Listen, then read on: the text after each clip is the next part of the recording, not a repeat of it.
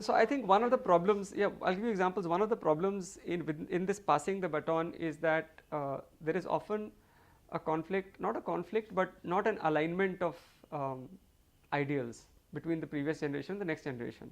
So to some extent, the next generation is going to think differently, but very often the older generation feel that the younger generation are not aligned with us in terms of their ideals or the values. Will they preserve the values that I set up this business for to serve? Um, and I think to address that, those youngsters have to be involved in business discussions from a young age, from the time that they are at school. And I went through that. So I lived with my grandparents for many years when my parents were, my dad was setting up business abroad.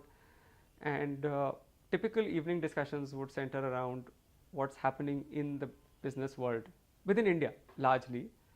Um, so Sunday morning, my grandfather would pick up the newspaper and uh, pick up an article and then talk about an industry issue, um, name some families whom I would know who. So if it's a cement industry, he would name X, Y, Z. So people I would relate to, bring home balance sheets to look through. And that time I was maybe 13 or 14, things like that.